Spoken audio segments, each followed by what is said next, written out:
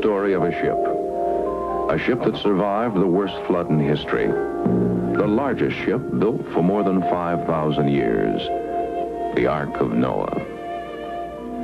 The basic story is the same in the history of every nation, every race, in all parts of the world. Mankind had become violent, evil, and corrupt. And God decided to send a flood to destroy every living thing in the world.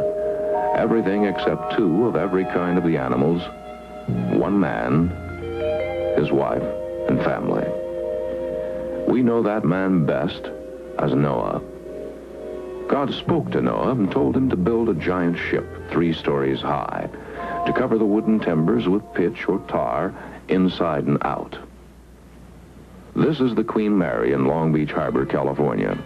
Completed in 1936, it's 1,019 feet long. Noah's Ark is approximately 1/2 as big as the Queen Mary.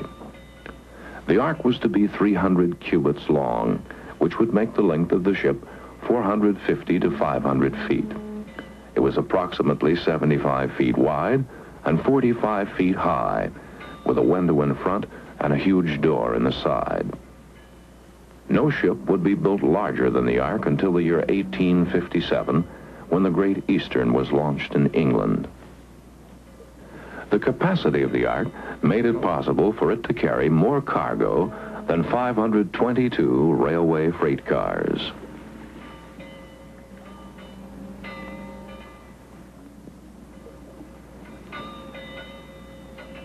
Modern cargo ships are still constructed in the design ratio of the Ark.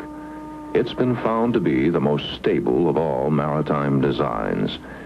Its design also makes it extremely practical for cargo, and Noah had an enormous cargo. Other than himself and his wife, his 3 sons and their wives, the Ark was to carry an estimated 35,000 animals, male and female, of all the kinds of animals. Noah was king in the ancient city of Sherapak in what now is Iraq. So King Noah, his 3 sons, Shem, Ham, and Japheth, and his subjects, built the Ark. The Bible says it took Noah 120 years. High and dry from the nearest body of water big enough to float it, the Ark was finally completed. The animals went aboard 2 by 2 as God had commanded, and Noah and his passengers and cargo were all shut up in the Ark to await the flood God had promised. Noah had warned the people of Sherapak for 120 years of the coming flood. But no one listened. They ignored him, laughed at him, and watched in ridicule and scorn for more than a century as King Noah built this monstrosity of a ship. He and his small family waited, shut up in the Ark, shut out from a laughing world. For 7 days and 7 nights they waited, but there was no sign of the coming flood. Then God's promised cataclysm began.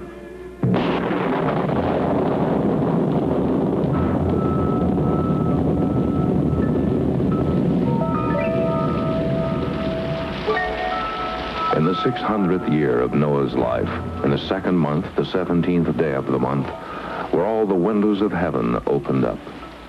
And on that same day were all the fountains of the deep broken up.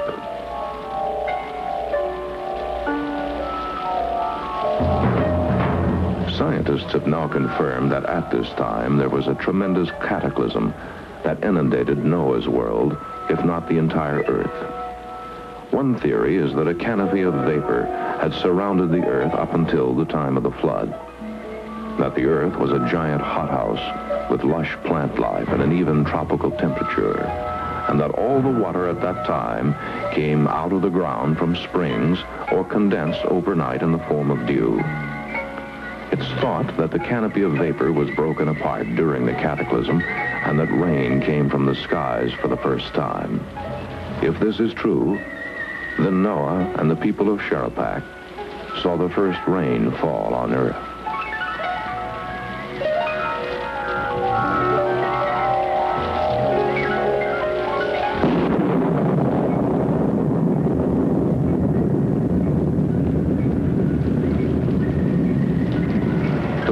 Genesis in the Bible says that it rained 40 days and 40 nights, that the floodwaters continued to rise for 110 days after the rain stopped. Flood deposits have been found by archaeologists in Iraq that range from 5 to 12 feet thick. Entire civilizations buried under mud and debris. In 1931, the University of Pennsylvania uncovered flood deposits in Sherapak, where Noah was king. Conclusive proof that the entire city was destroyed by a giant flood some 5,000 years ago. What must the people of Sherapak have thought when rain began to fall out of the sky for the first time? Did any of them remember Noah's warning when the thunder and lightning surrounded them and the rising waters forced them from their homes? 150 years after the flood, Noah told of watching from the window of the ark as God wept. How the earth shuddered and was torn apart as God's tears collected and flooded the earth. King Noah told of watching from the ark as the dead men of Sherapak floated by like dead logs as the ark shuddered and trembled under the eruptions of the earth, just before the light turned to darkness.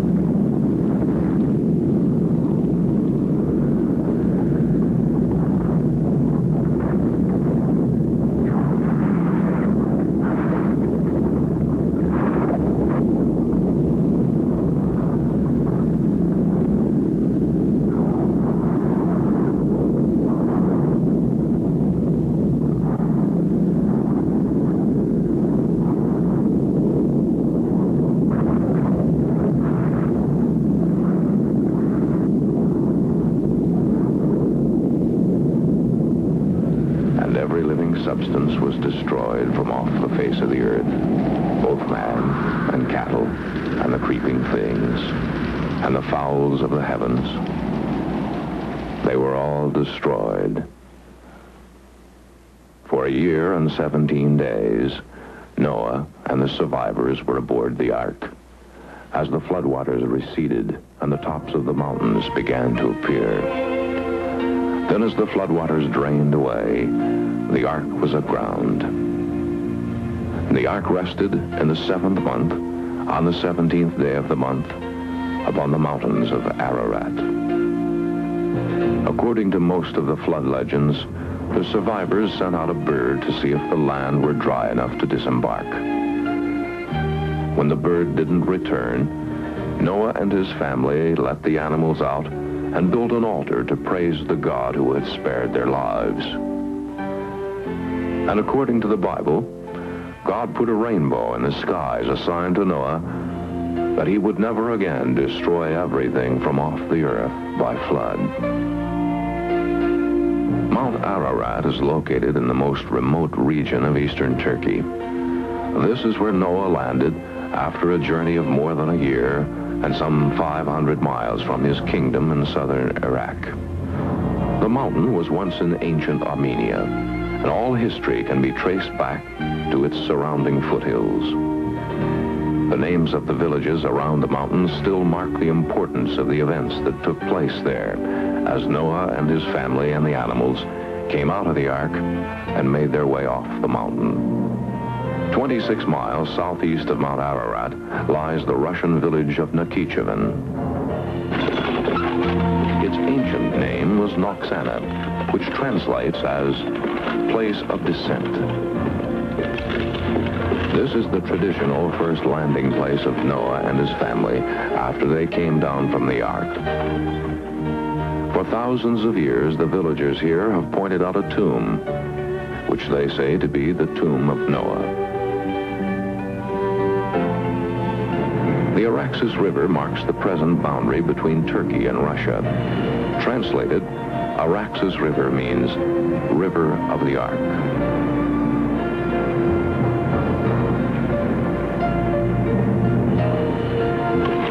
Across the river lies the village of Marand. Its translation means the mother is here. And it's said that here is where Noah's wife died and was buried shortly after the flood.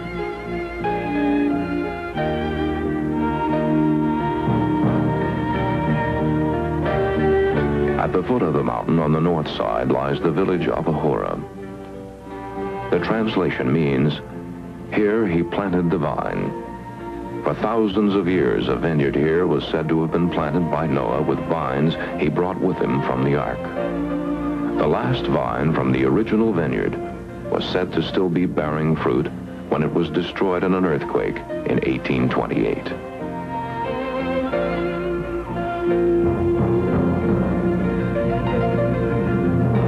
Nearby, Noah built a home, and for hundreds of years led the pilgrimages back up to the mountain to worship his God. The village of Korhan translates as Village of Noah.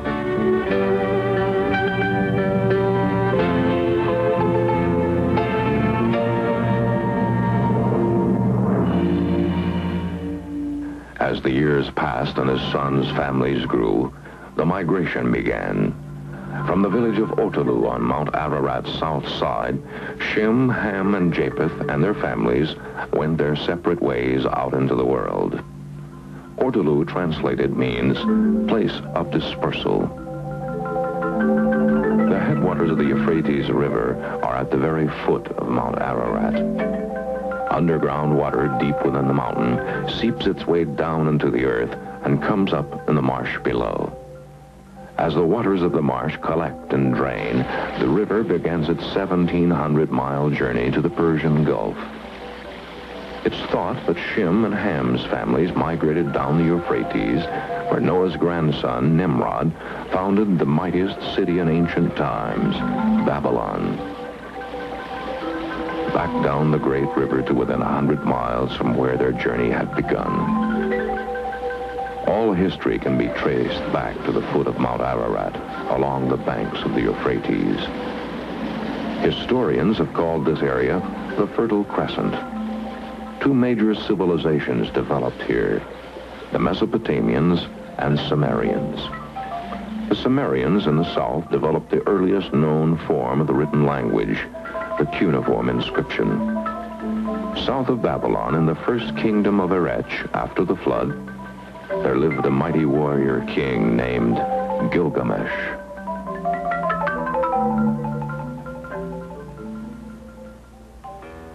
This tablet was found in Iraq by a British museum expedition. It tells the story of the flood as told to King Gilgamesh. This account was written nearly 4,600 years ago. King Gilgamesh went back to visit the survivor of the flood, who was still alive and living at the foot of a great mountain, at the headwaters of a mighty river. Gilgamesh had made the long journey back to the foot of the mountain to find the secret of immortality from the immortal man who had survived the flood. In this tablet, his name was not Noah, but Utnapishtim. Gilgamesh was king in Erech approximately 150 years after the flood. In the book of Genesis, Noah was said to have lived 350 years after the flood.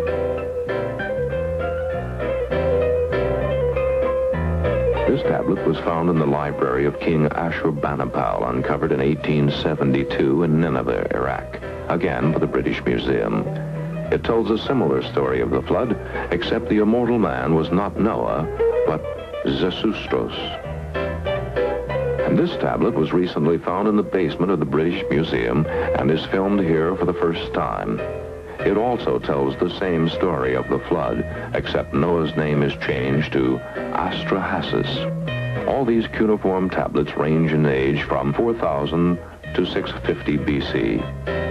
They all tell the story of the cataclysmic flood that destroyed all the world. Everything except one man, his wife and family, and two each of all the kinds of animals. Whatever his name was, Utnapishtim, Zisustros, Astrahasis, or Noah, early man evidently felt obligated to record for posterity the flood story. The tablets from Samaria, the book of Genesis from the Bible, the legends from the four corners of the world, all say the ship landed on the top of a great mountain. Many of the legends fix the number of survivors of the flood at 8. The number 8 is held in almost mystical reverence by most religions of Asia. The ancient name for the area around Mount Ararat was Terra Themanin. The Armenian translation of Terra Themanin is region of the 8.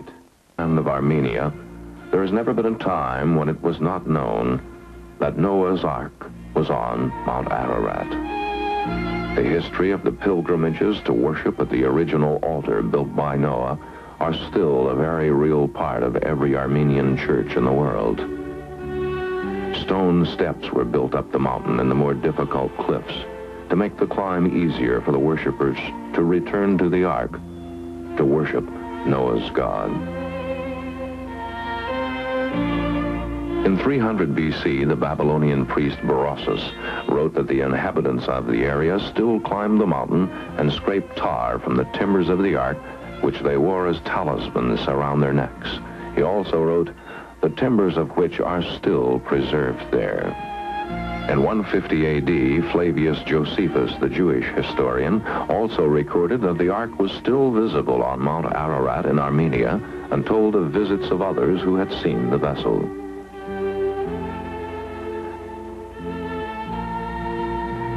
Armenian history records an army from the east in the year 400, conquered the area, and was making its way up the mountain to destroy the ark, when a mighty earthquake shook the mountain apart, and a terrible storm destroyed the stone steps, killed the invading army, and froze the ark in ice and snow.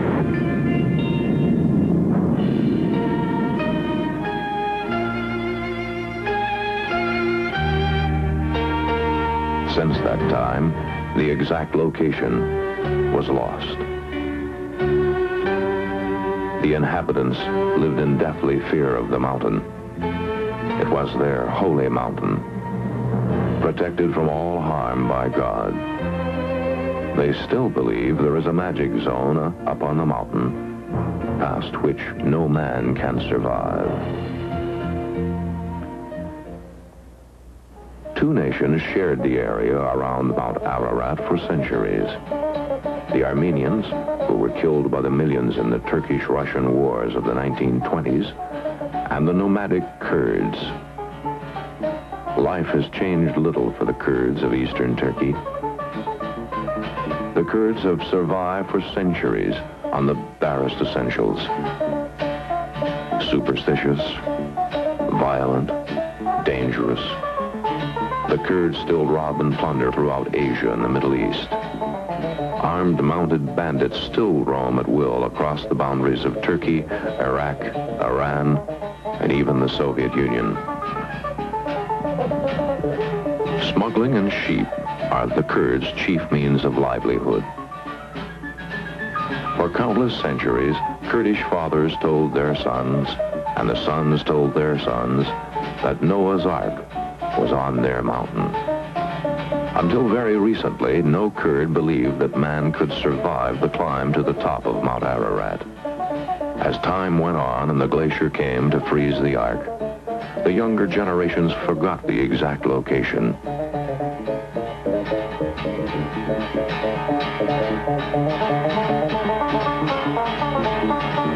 Armies came and went. Wars came and went. Time and history passed this tiny corner of the world by.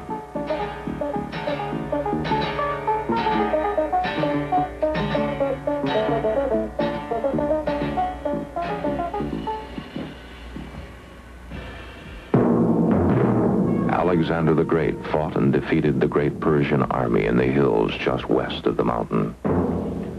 The great Carthaginian general Hannibal met his defeat in this mountain pass. Mount Ararat and the area of the Eight found themselves in the main invasion route of passing armies. Pompey conquered Armenia for Rome in 62 BC.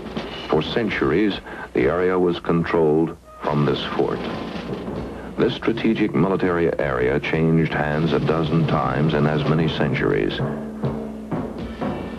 War was a way of life in these mountains.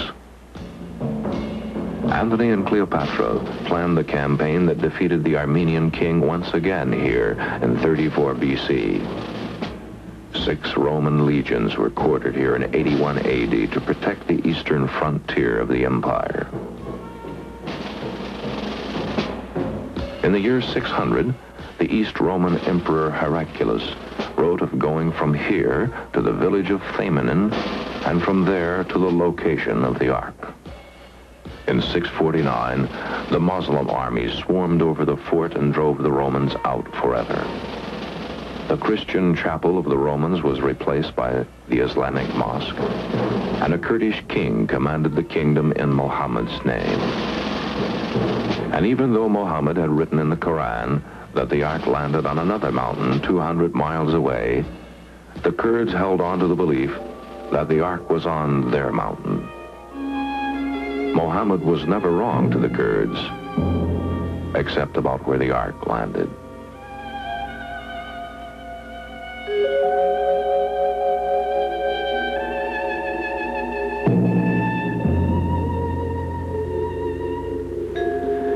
Near the year 1000, a monk named Jacob ended his search for the Ark.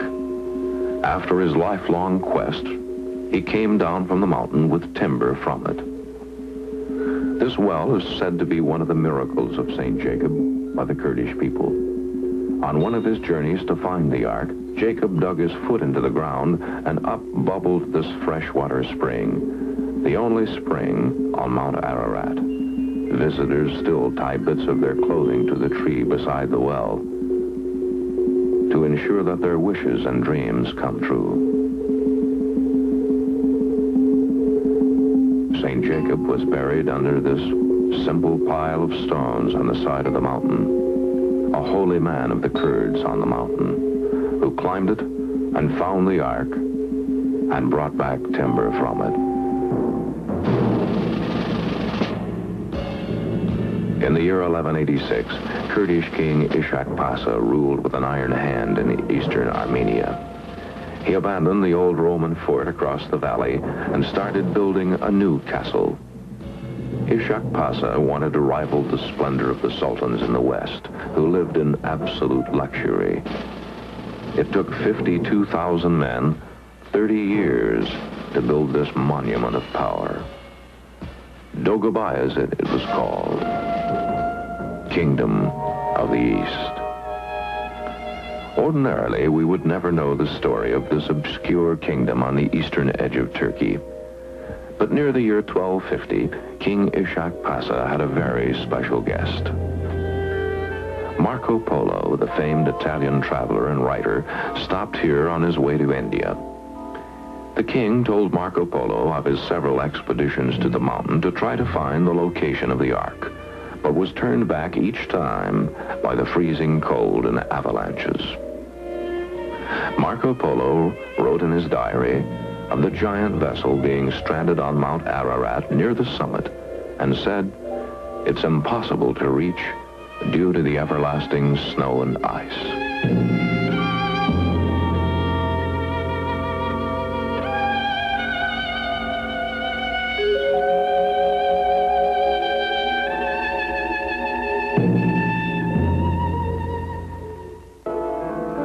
Early in the evening on the 20th of June, 1840, as shepherds carefully guided their flocks on the steep slopes of the north side of the mountain, a giant ear-splitting rumble was heard, and within seconds Mount Ararat was virtually torn in half. 7½ cubic miles of the mountain came crashing down into the foothills below, destroying everything in its path. St. Jacob's Monastery at the foot of the mountain was destroyed in the wink of an eye. Further down, the entire village of Ahora was inundated by billions of tons of crushing lava rock from the mountain. More than 2,000 were killed that night in the village. The earthquakes and rumbles went on for days. Everything was gone. The monastery, the town, the vineyard Noah was said to have planted, buried under tons of rock from the mountain.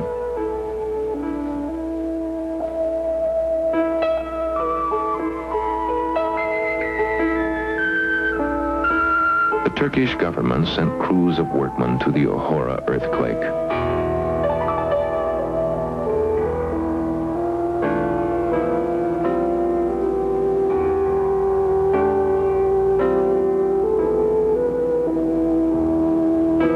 Climbed up the far reaches of the gorge in an effort to find the cause of the avalanches and to erect barriers from the falling rocks and boulders. As they climbed past the gorge on the northwest side of the mountain, they saw the Ark sticking out of the glacier. The first sighting in more than 1,000 years. Protected by God 100 different ways for some 5,000 years, man was once again allowed to see the ship that had salvaged all mankind from the cataclysmic flood.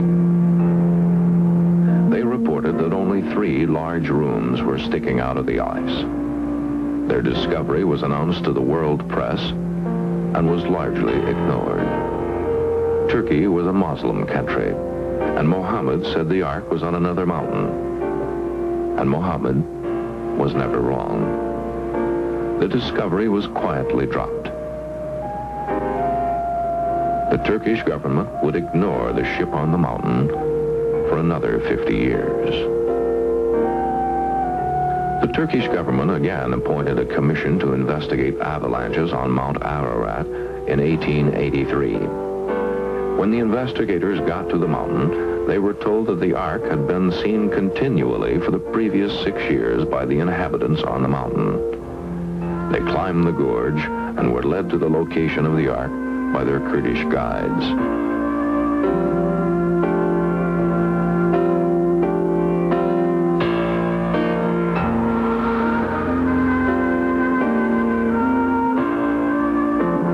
The unstable mountain was extremely dangerous. Mount Ararat is a volcano, and its fractured lava rocks and boulders rearrange themselves continually.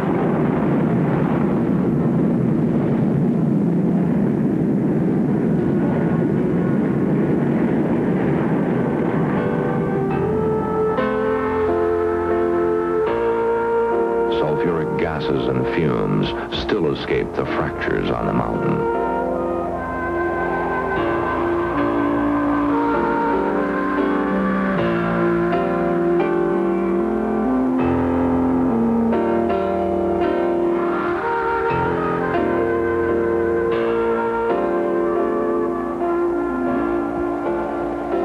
The Turkish work crew again discovered Noah's Ark sitting at the foot of a giant glacier, its bow sticking out of the ice. They were able to explore many of the rooms and reported stalls for animals and even iron bars on some of the cages. And again, the announcement went out to the world press. Noah's Ark had been discovered. And after the initial wave of press releases, the skeptical editors of the day began to ridicule the story, and the discovery became a joke to the world and an embarrassment to the Turkish government. And as they had done 50 years earlier, they quietly dropped it.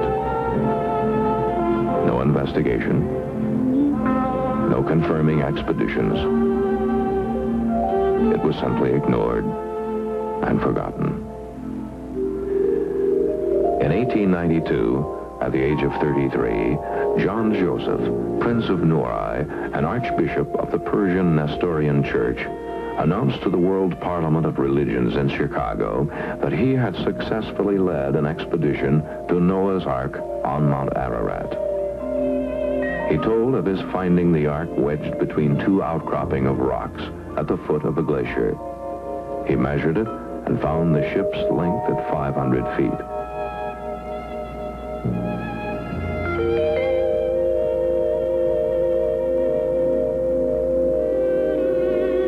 Half filled with snow and ice, he said he was able to explore over 300 rooms in the ship, many with iron bars on cages. His report before the world religious leaders was ridiculed and ignored. It was even stricken from the official minutes of the conference and dismissed as ridiculous. The greatest discovery in the history of the world, ignored and ridiculed. Not by Muslims this time, but by the world's Christian leaders. So the Ark of Noah was returned to its icy grave to await another time, another discovery, another generation who could accept its existence.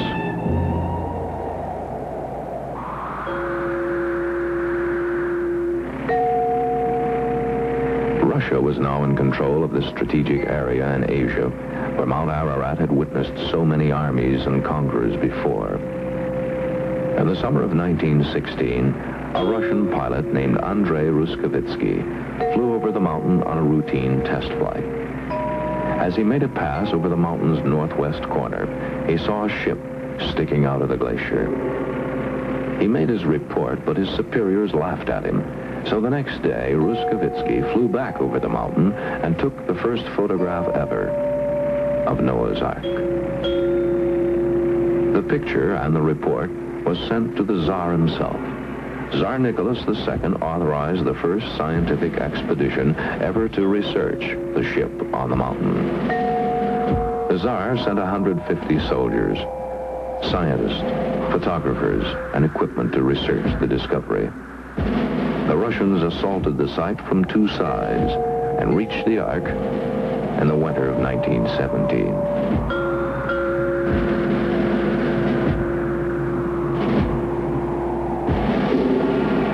They found the ship sticking out of the glacier at the 14,000-foot elevation. Its bow and stern were sticking out of the ice. They photographed it, took samples of the timber for analysis, measured it, studied it, and sent a special courier back to the Tsar with the report. But the Russian Revolution had overthrown the Tsar. He and his family had been killed, and nothing more was ever heard from the courier or the report. Whether the new communist government destroyed the report or buried it away in the dark recesses of the Kremlin, we may never know. What we know of the discovery has been told to researchers by soldiers in that expedition who escaped to America and lived to tell their story. The pilot, Ruskevitsky, emigrated to America and wrote of his discovery in the 1920s. It made the newspapers at the time, but the world had other problems to think about. The Russian-Turkish War in 1924 destroyed millions of Armenians in the Ararat area. Entire villages of Armenians were exterminated in the bitter war with the Turks.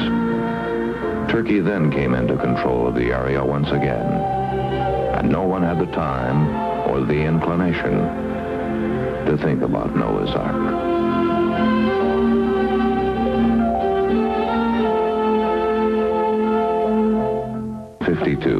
French industrialist and mountain climber Fernand Navarro led a French expedition to Mount Ararat to find the Ark. Navarro had worked for more than 15 years, researching and planning his expedition. In the summer of 1974, at his home in Bordeaux, France, he told producer Bart Leroux of his 9 expeditions to the mountain and his finding the location of Noah's Ark. The first time I went to the mountain was in 1952. I climbed the mountain 3 times that year. To get permission to go up the mountain in a restricted military zone, the Turkish government insisted that I take along 100 of their troops and train them in mountain climbing.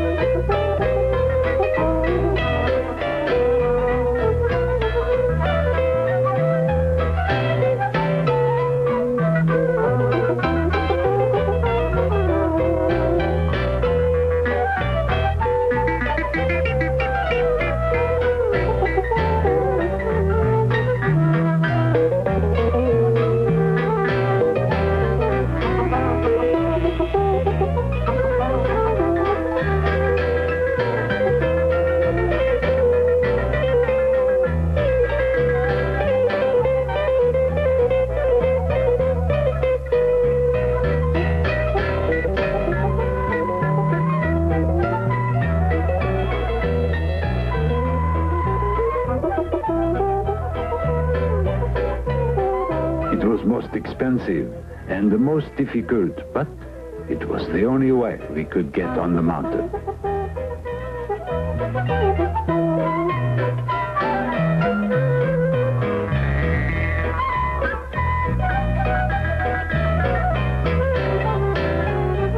We first went up the south side to the summit, but dragging along 100 soldiers was most difficult.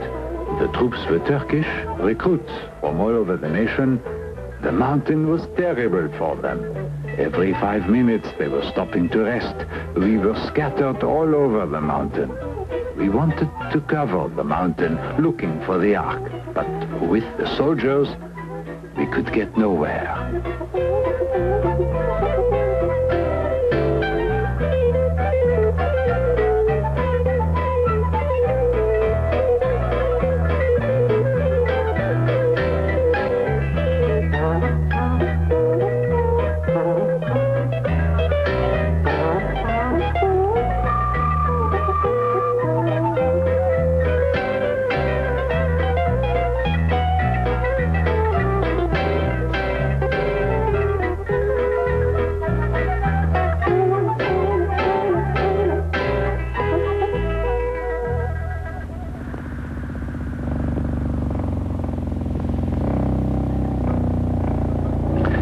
Alem had described the mountain to me very precisely. It was a most difficult mountain. The avalanches go on day and night, without warning. Boulders as big as bulldozers fall all around you. Every rock on the mountain is loose, and you continually slip and slide. The Turks call the mountain Agridag, the painful mountain. It is well named. The storms come up in a matter of seconds, from bright, warm sunshine to freezing cold in a matter of minutes. Bears and panthers roam the mountain and are extremely dangerous for climbers. Packs of wolves howl throughout the nights as they stalk the flocks of sheep the Kurds bring to the mountain in the summers. Falling loose rock, earth tremors and quakes have shaken everything loose on the entire mountain. Under any rock could hide a poisonous snake waiting for an intruding climber. Since 1938, when I met Alem, I knew that one day it would be my destiny that I come to Mount Ararat and search for the Ark. We explored the Ahura Gorge on the north side of the mountain near the Russian border. We went from the gorge up the northwest corner. By then we were able to climb away from the soldiers who were not anxious to keep up with us. One afternoon, I had climbed above my other friends along a ridge on the south side of Parrot Glacier when I noticed this eagle circling over my head. I continued on up the lava ridge and saw shadows on the ice. I thought it was the eagle again casting its shadow below me. But as I looked, I saw the first dark shadow just underneath the ice. It looked like the outline of a giant ship. We wanted to explore it further, but the soldiers were anxious to go, and our time was up on the mountain. But I had already resolved to return and explore the dark shadows underneath the ice. In 1953, I went again. The mountain and the shadows had become an obsession with me. Raphael was only 11 and did not want to go and climb the mountain, but he was the oldest and the strongest, and he finally agreed to go with me. Mount Ararat can be a terribly difficult mountain.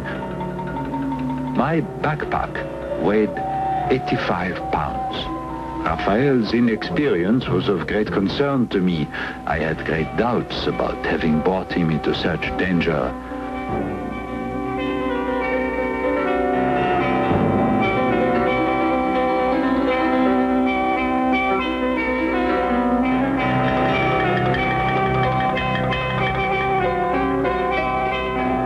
We reached Lake Cobb on the northwest side of the mountain. It is the only fresh water on the mountain. After resting at the lake, we continued on due east toward the glacier.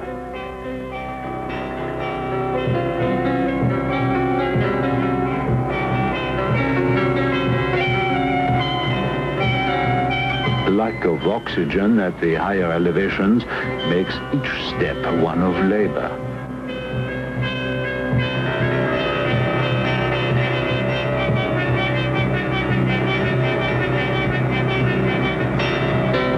Storms come and go constantly.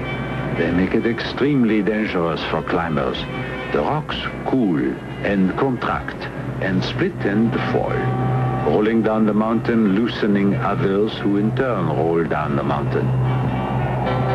I recognized the site from 1952, and we pitched our tent right on the glacier and began exploring the crevasses.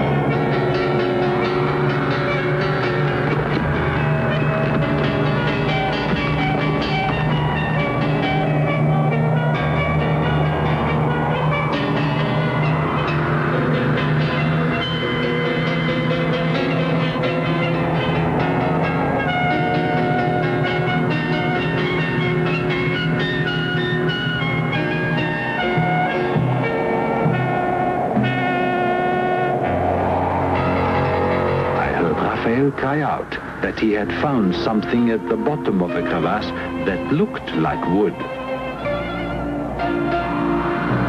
I climbed down into the crevasse, which was about 35 feet deep.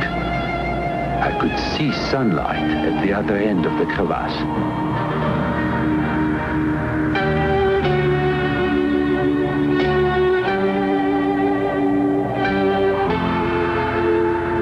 I also saw parallel lines of shadows just underneath the ice on the walls of the crevasse. I scraped away some of the surface snow, then took my axe and started hacking at the ice. 6 inches under the ice, I struck wood. I had found timber from Noah's Ark.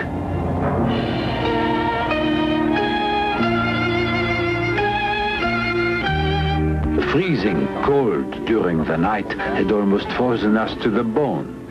But the next morning, I lowered myself into the crevasse once again and started digging.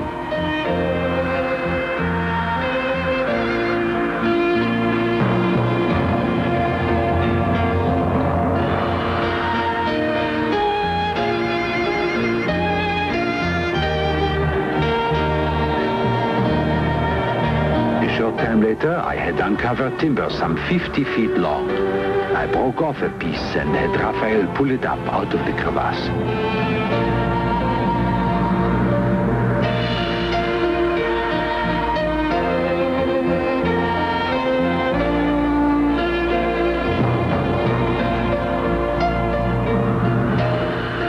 I would estimate that at the bottom of that crevasse, there was at least 50 tons of timber. Some timbers 150 feet long were just underneath the ice. This timber had been hand-tooled. It has a square corner on it and a joint where two pieces of wood were coupled together. The wood was too heavy to carry the way it was, so I decided to cut it into 3 pieces. We carried it out in our sacks and got it safely to France.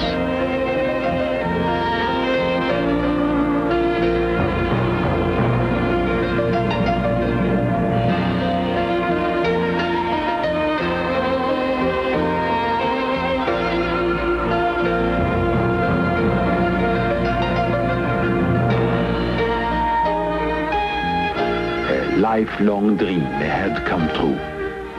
I had found the location of the Ark of Noah.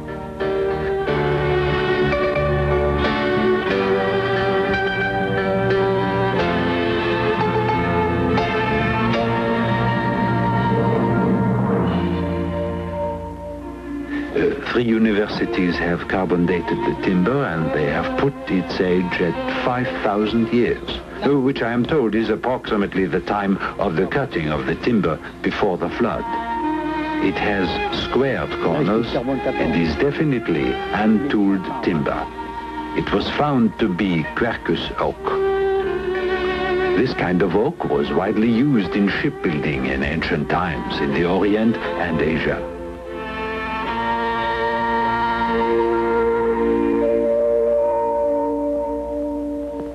In 1969, the Search Foundation team left Istanbul, Turkey to explore Mount Ararat.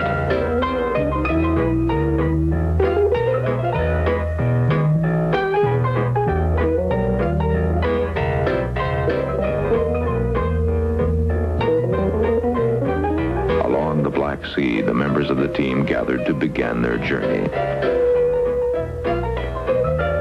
Fernand Navarra and his son Fernand Jr., Dr. Ralph Linton and Hugo Neuberger of the Arctic Institute of North America, Bud Crawford and Alfred Lee from the Search Foundation. With a ton of scientific equipment and supplies, these experienced explorers composed the most qualified expedition to explore the mountain since the Russian expedition in 1916.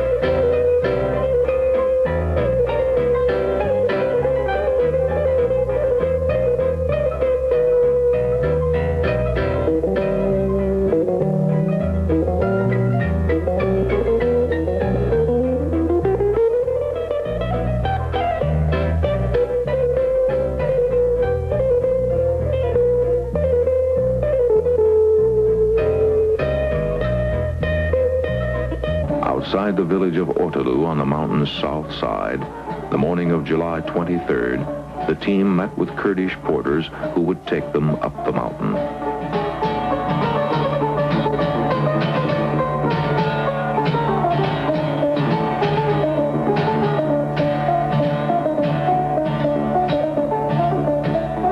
Burros, 6 horses, 13 Kurd porters. The Turkish police and Turkish army cooperated in every way, and the expedition was ready.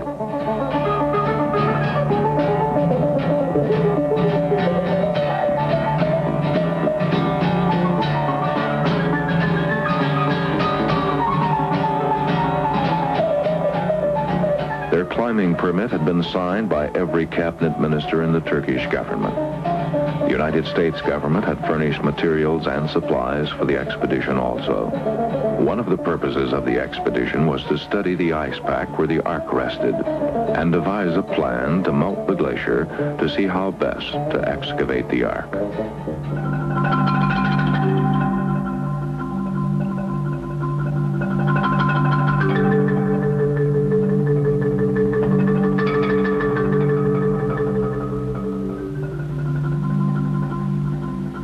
Later, the team was comfortably situated at base camp at the 12,800-foot elevation. Its location had been selected because of its safety from avalanches.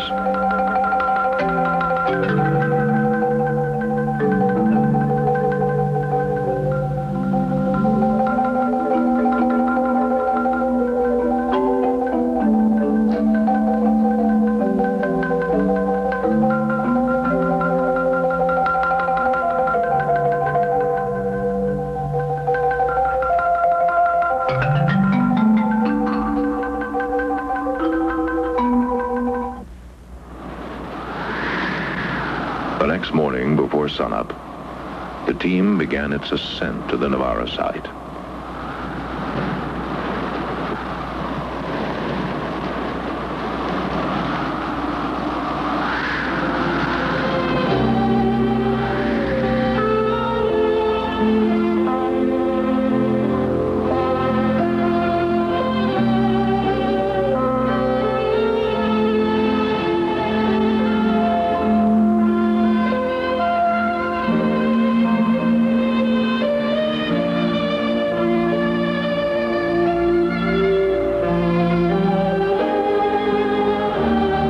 Altitude and the avalanches, the team would return to base camp every day at noon.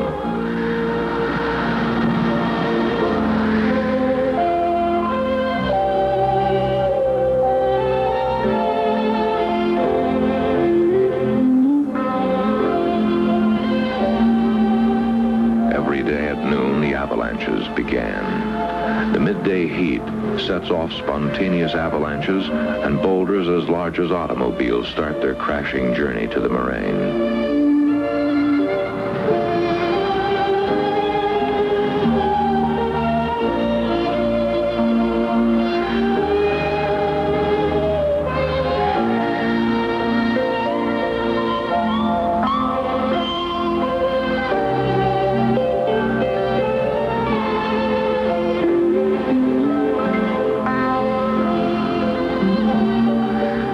Every day for 11 days, the climb was made from base camp and return by noon.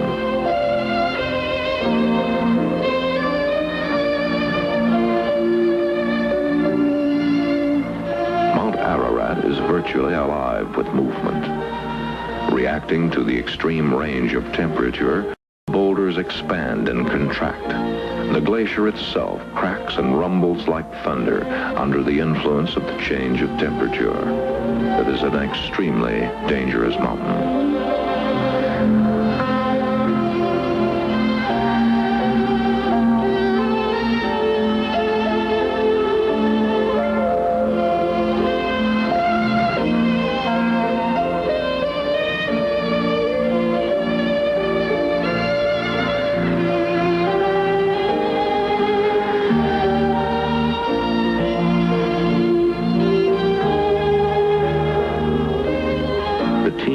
The site, and Fernand Navarro stood over the crevasse where he had found timber 14 years earlier. The noticeable difference was that the crevasse had not melted as much as it had in years past. Still, every day, they would explore and probe the ice pack and search for the remains of the Ark.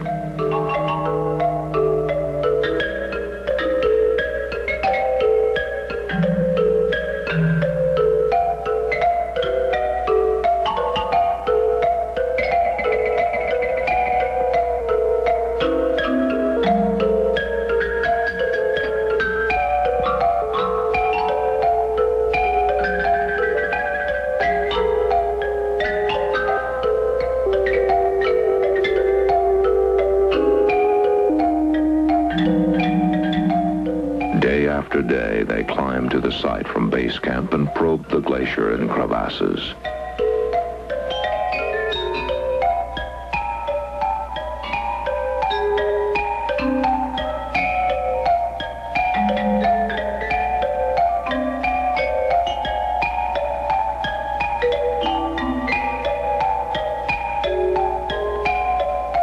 The explorers core drilled through the ice in an effort to reach the timber deep below.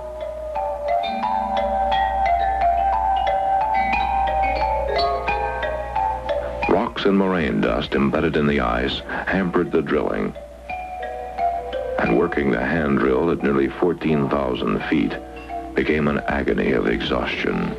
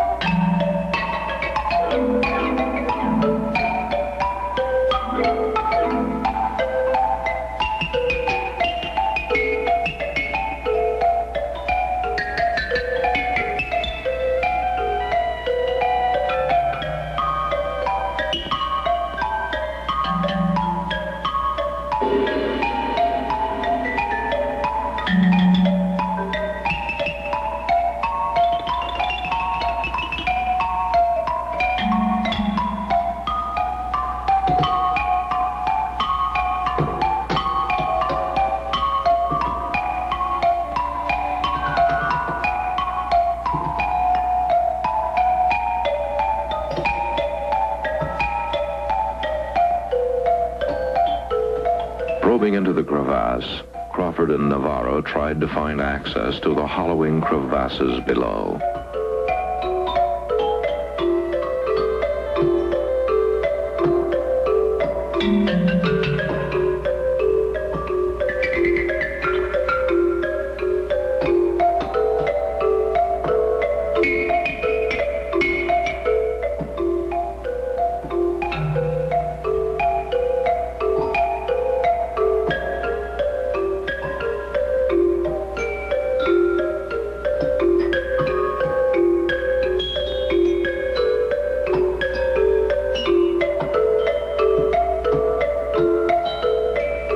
Day after day, the probing went on, without success.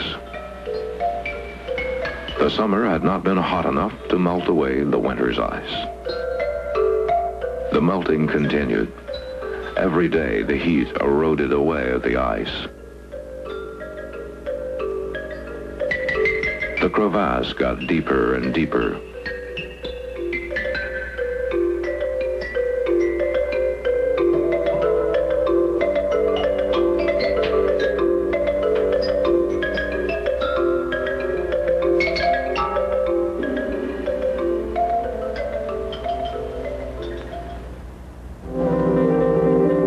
Water ran in great rivers down the glacier face.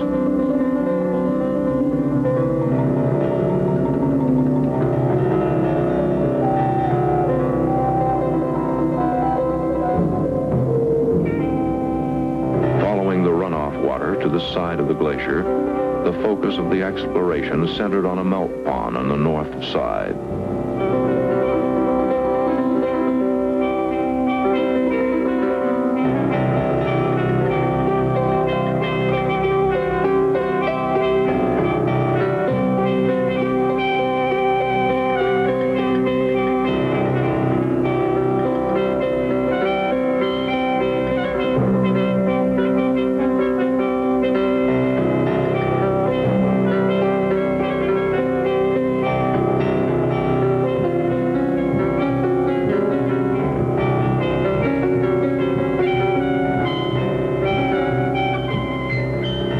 Of this pond was begun.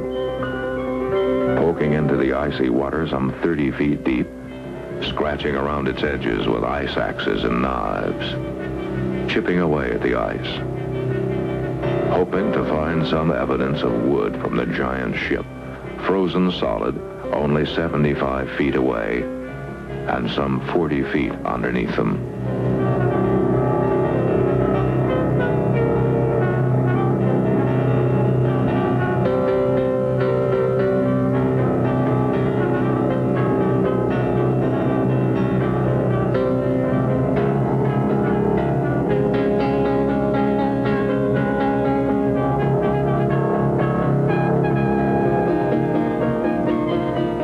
After day, the work went on. Digging, drilling, probing the melt pond.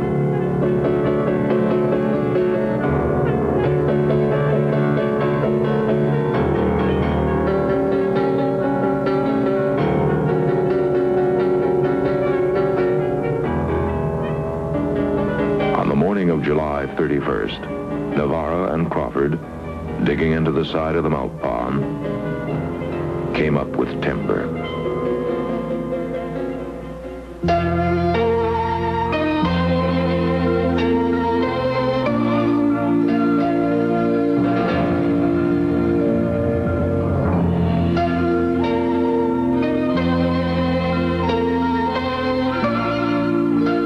The second piece of timber found at the site in 14 years.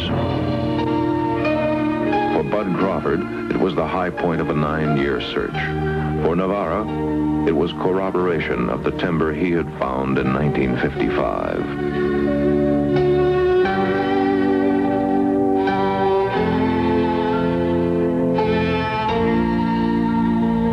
The drilling and other activities was stopped, and all the team concentrated on digging into the ice at the channel of the melt pond on the theory that any loose timber from the Ark would have been washed down in the melting glacier to the pond below.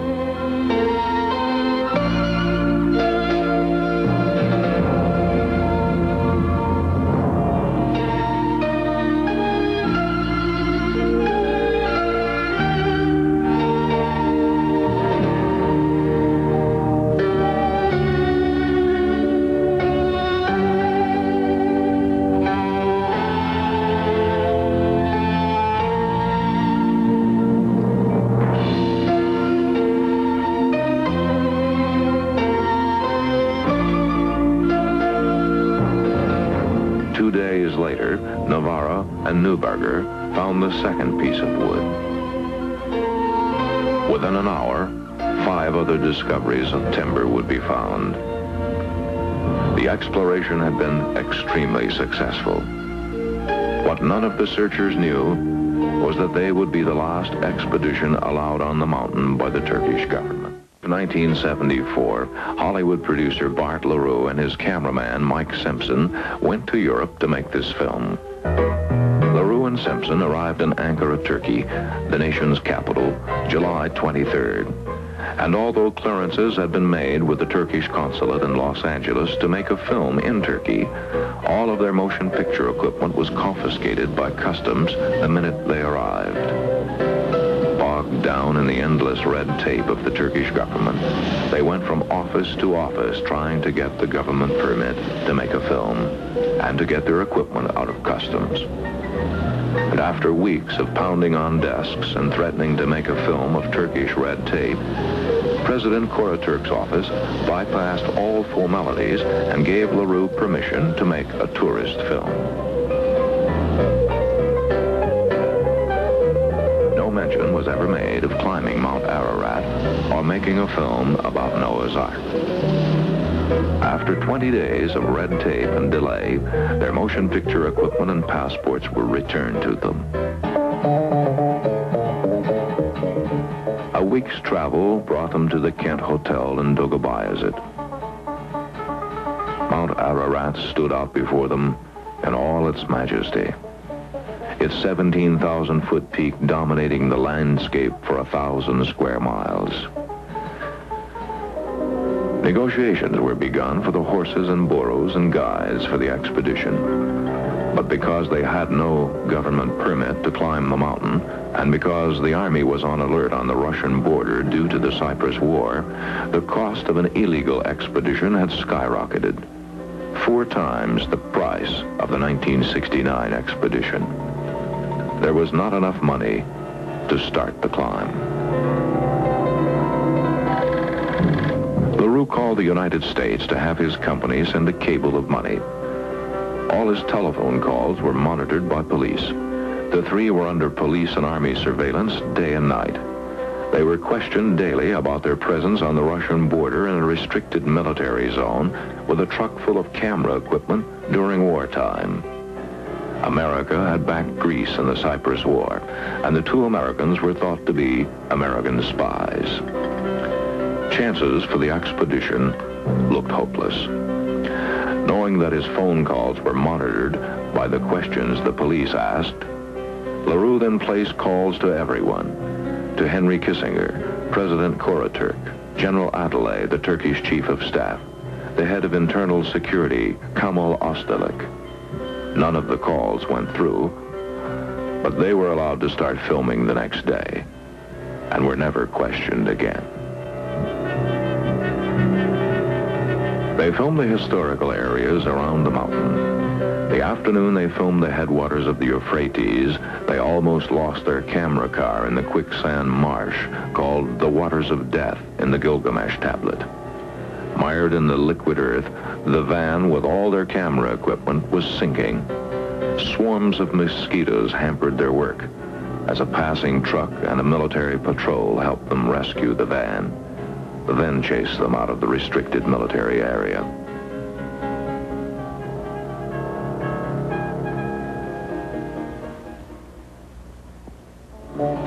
Weeks dragged by, and still the money from America didn't arrive. The filming around the mountain was completed.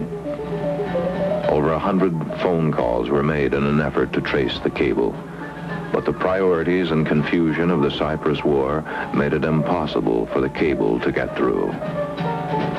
LaRue, Simpson, and Sogin made many friends in Dokobazit.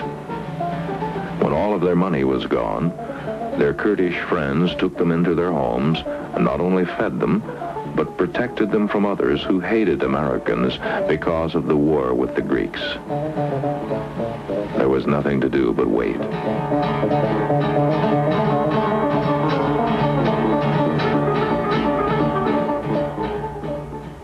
Wait and watch the mountain storms. And prepare endlessly for an expedition that might never come. Turkish customs had confiscated all the mountaineering equipment and cold weather gear the group had brought. With borrowed children's sleeping bags and a cloth tent, the three were prepared and determined to make their climb. 30 days after the cable had been sent, the money arrived. 160,000 Turkish lira, $12,000. The word spread like wildfire throughout the town. The Americans had received their money. The bills and loans were all repaid, and that night LaRue paid the commander of a military outpost at the foot of the mountain $500 to allow the expedition to go up the mountain past his company of soldiers.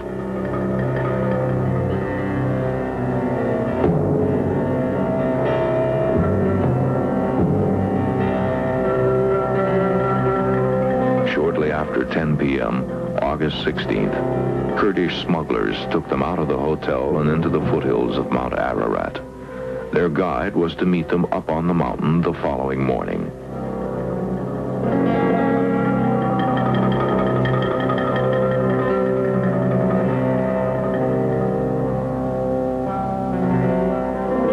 Each man there faced 10 years in a Turkish prison for taking the film crew into the restricted military zone. But everything is possible in Turkey, if the price is right. The cargo didn't matter to the smugglers, whether it was hashish, heroin, sheep, gold, or a film crew. The risk determined the price. In this case, 3,000 American dollars to hide the film crew 2 weeks on the mountain at the Search Foundation's base camp.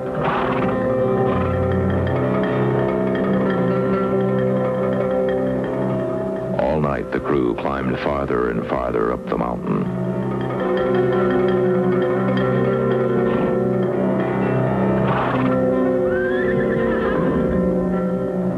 In moonlight bright enough to read by, they passed the military outposts that had been paid not to see them.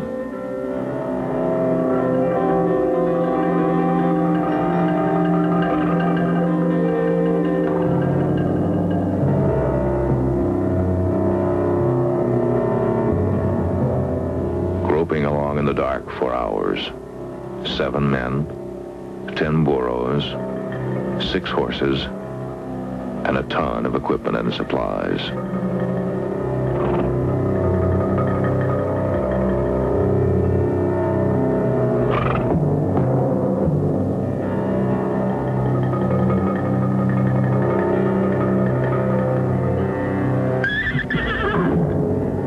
Just before sunup, the crew was well up the mountain at the 10,000-foot elevation, well out of sight from down below.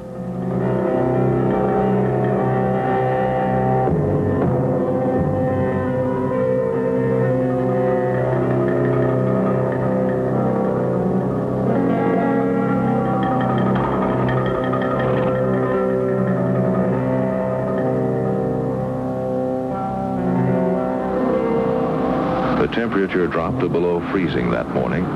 With their cold weather gear still in customs in Istanbul, They got a preview of the sub-zero temperatures that they would encounter before their expedition was over. They had been told by Navarro to watch the Kurds.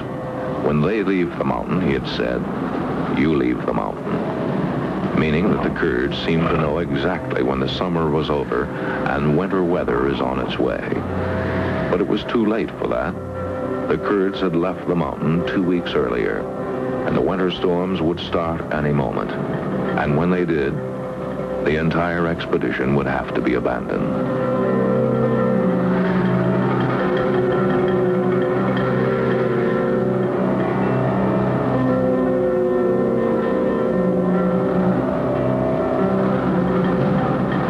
The guide didn't come to meet them.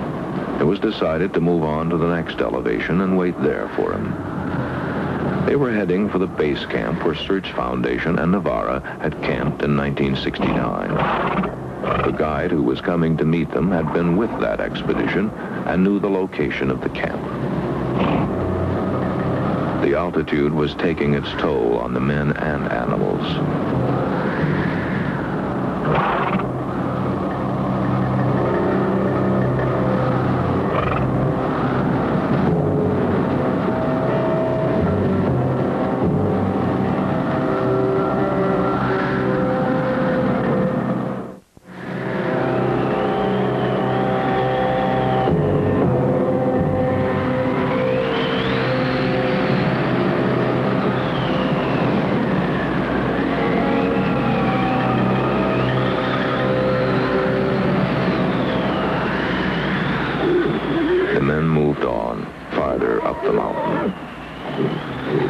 Soon they would not be able to take the horses any higher, and the equipment would have to be taken on foot the remainder of the way.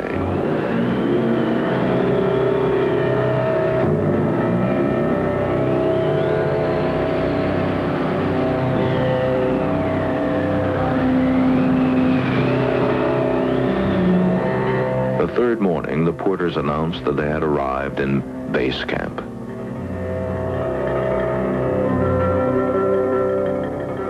Exhausted climbers checked out their equipment and even let the Kurds operate the cameras they had labored so hard to bring up the last 2,000 feet.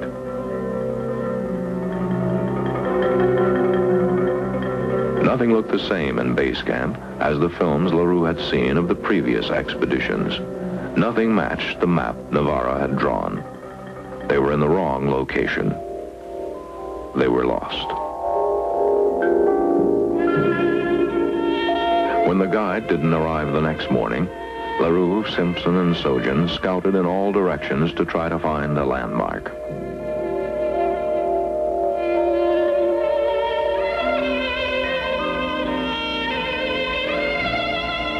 For 3 days, they climbed in all directions to get their bearings on the northwest corner of the mountain. The porters kept saying to wait for the guide to come from Dogabayazid, and every day the guide failed to arrive. One of the porters was sent back down the mountain to find the guide and bring him back. Meantime, they continued to try to find the 1969 base camp.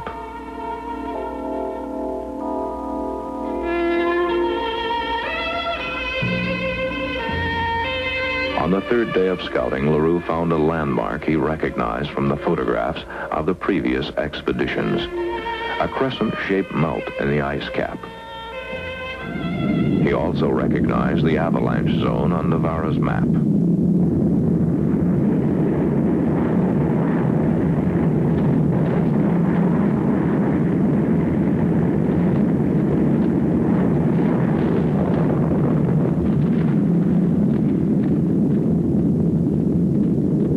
They were a mile south and 1,000 feet too high on the mountain, a disastrous mistake by the porters. The entire camp would have to be moved. It was too far to reach the Navarro site each day.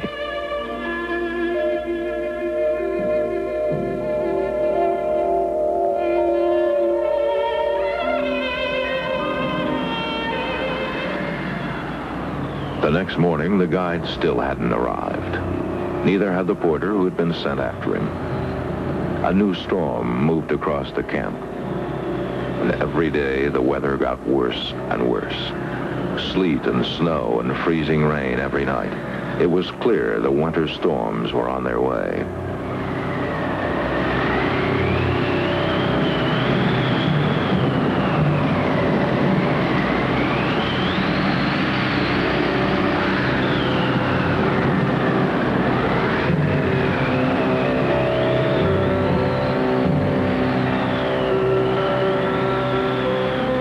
It was decided to climb up to the ridge below the crescent melt and establish a new base camp.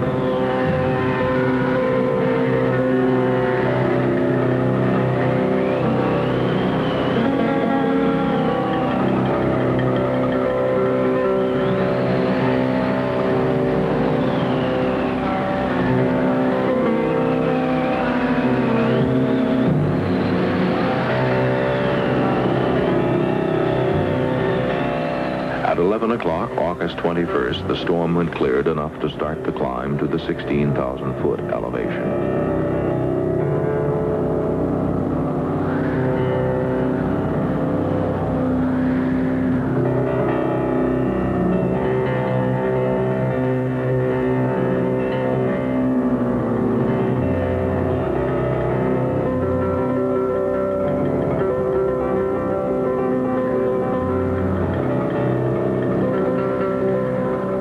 They were climbing through the avalanche zone marked on Navarro's map.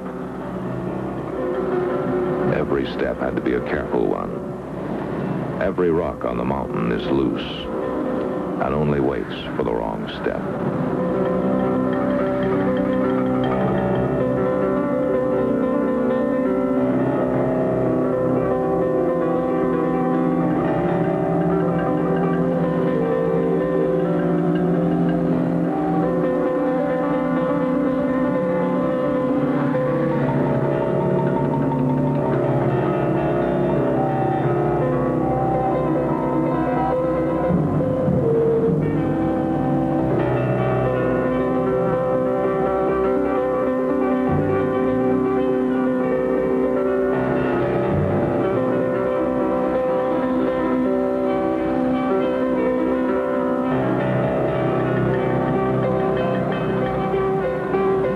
As they neared the top of a ridge at the 16,000-foot elevation, a new storm surrounded them with freezing sleet and snow.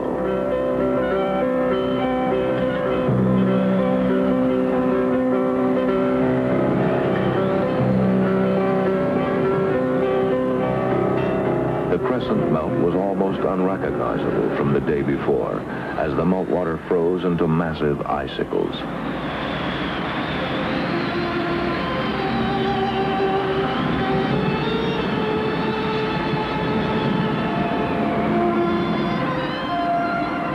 LaRue and Simpson climbed out onto the glacier to try to film the crevasses.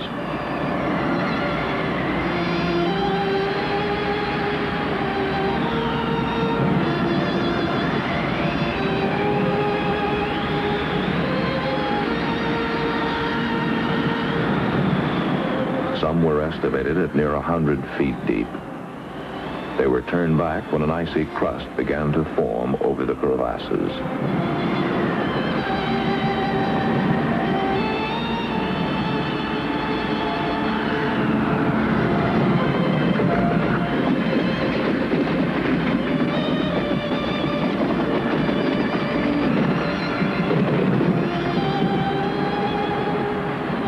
The crew took shelter in a small cave-like rock formation and waited to see if the storm would pass.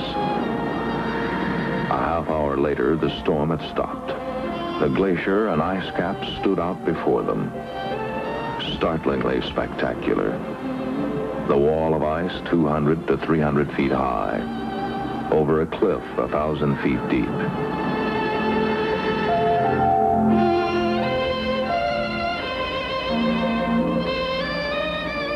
The Parrot Glacier spread out at their feet.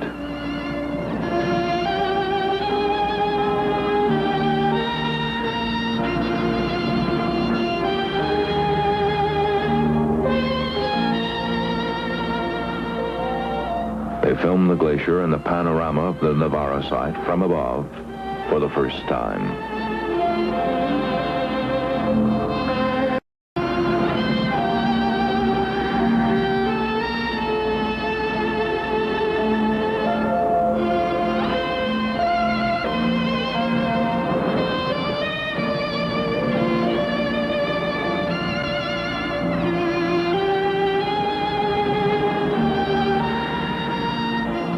Here they would establish their new base camp, an attempt to photograph down through the ice with experimental film given them by Eastman Labs of Rochester, New York.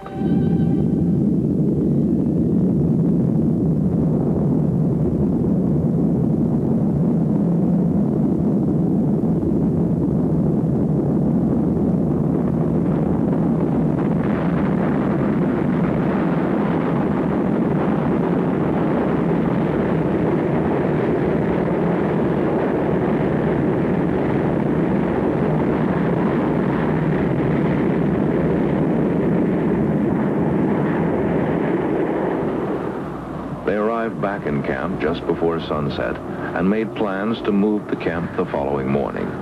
Everything would have to be taken another 2,000 feet up the mountain. The porter came into camp from Dogobayazet with a letter from the guide. The film crew had to get off the mountain. The letter said a general from Ankara was bringing a company of soldiers up the mountain the next morning with a warrant for LaRue's arrest as an American spy.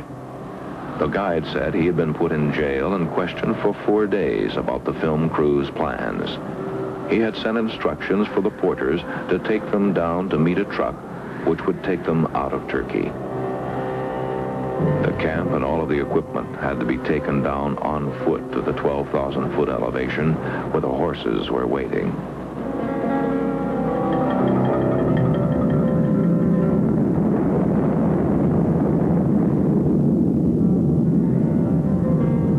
Trip after trip was made back up to the camp to get all of the camera equipment down.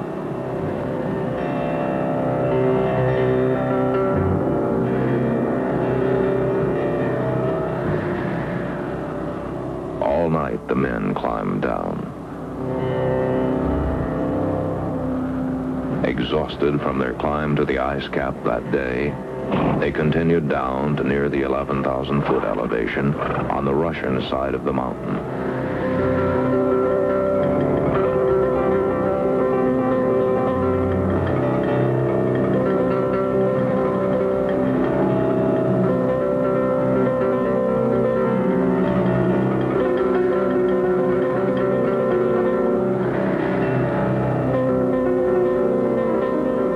At 4 a.m., they camped in an outcropping of rocks, well out of sight from above or below.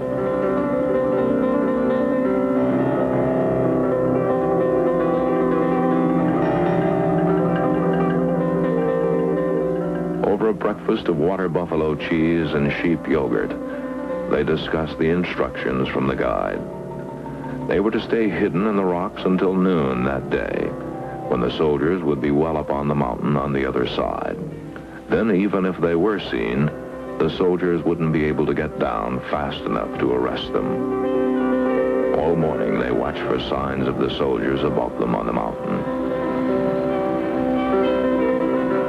A new storm started its way up on the mountain between them and where they hoped the soldiers would be.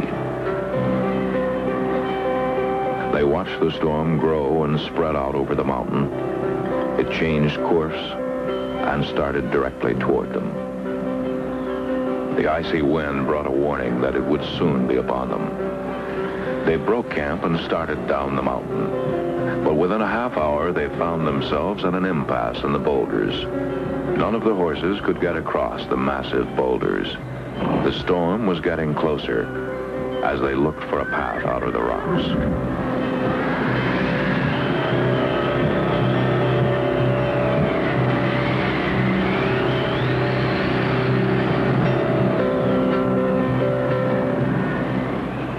A bridge of rocks was laid by the porters to give the horses a foothold.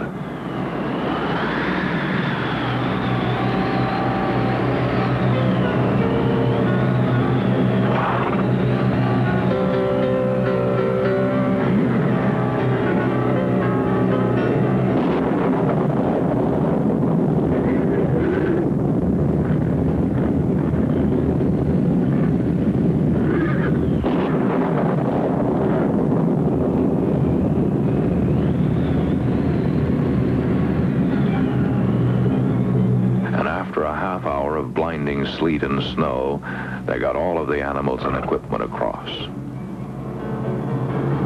The storm and the boulders had taken its toll on the men and the equipment. Some of the loaded burros had to be carried across the boulders. Soaked to the skin by the freezing rain and sleet, the crew changed to dry clothes as the porters repacked the loose equipment on the burros.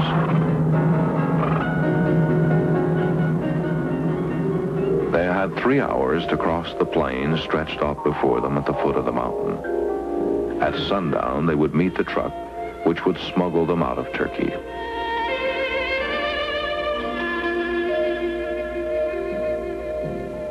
Just before dark, they reached the meeting place and hid in the rocks as a new storm started across the plains and up the mountain.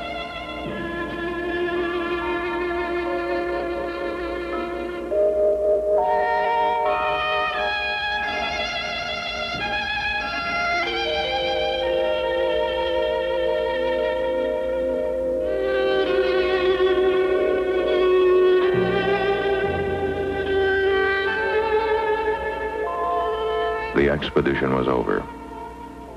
60 days of frustration and trouble had come to an end.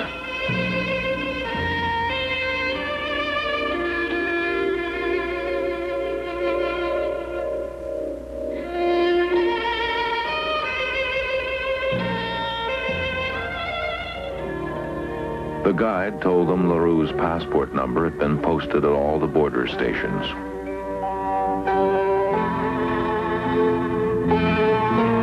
The smugglers would take them out of the country.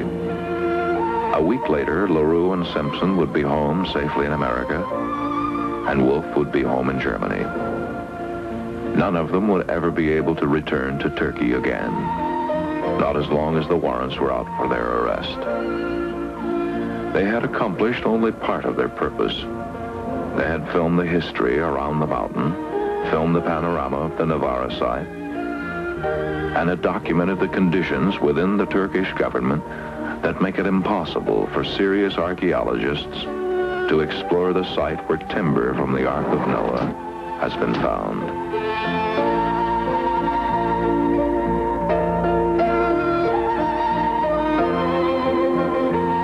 No permit has been issued by the Turkish government since 1969. No reason is ever given, no explanation. Each request is simply turned down.